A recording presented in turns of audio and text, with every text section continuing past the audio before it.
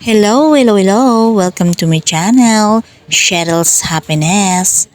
Tara guys, samahan niyo akong manguha ng talbos ng kamote. Ito nga po pala ay gagataan ko. Para naman meron kaming ulam mamayang gabi. At buti na nga lang guys, meron si mamang mga tanim-tanim dito na pwede namin makuhaan o mapitasan ng konting gulay na pansahog sa aming lulutuin. Kung napapansin nyo po guys, ganyan yung taniman ni mama. Yes po, ganyan po kasi po dito po sa lugar namin ay hindi po pwedeng magtanim dyan sa baba dahil pinapasok po dito ng tubig alat kapag taob po. Kaya naman guys, nakakatuwa tingnan itong mga pananim ni mama dahil kahit mahirap magtanim dito sa place namin dahil nga po pinapasok dito ng tubig alat kapag taob dahil kami po ay malapit sa dagat at ilog, nakagawa pa rin sila man ng paraan para makapagtanim.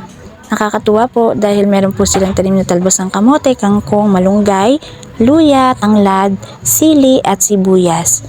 Luya.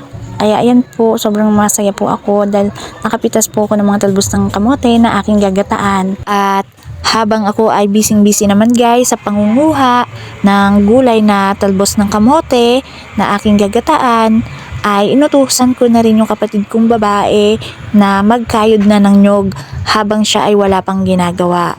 Kaya ayan guys, kung nakikita nyo, busy na siya sa pagkakayod dahil ayan po ang gagamitin ko sa aking gagawin na ginataang gulay na talbos ng kamote with isda.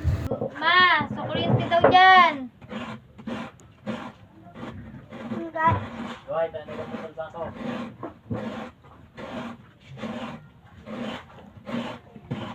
Habang nagkakayod nga po pala yung kapatid ko dyan guys, sinugasan ko na nga rin po pala yung mga gulay na nakuha ko at naghiwan na nga rin po pala ako ng mga ricado. At pagkatapos ko nga pong maghiwa ng ricado, ayan, pumunta naman po ako dito para magpalingas na.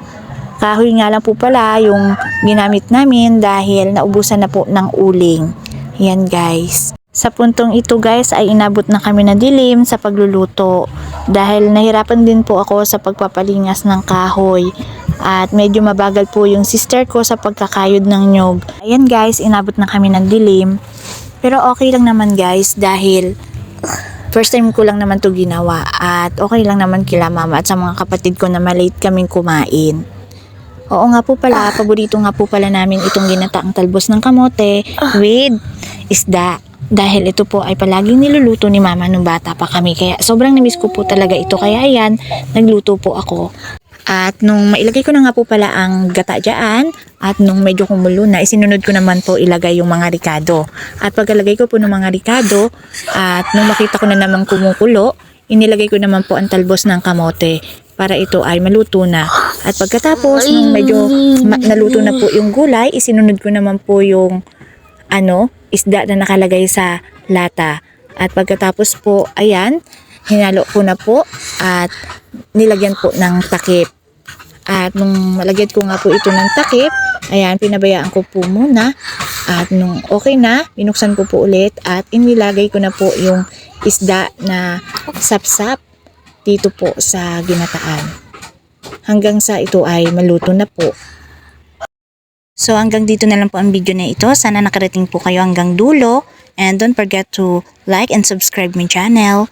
God bless and bye-bye. Thank you for watching guys. Bye!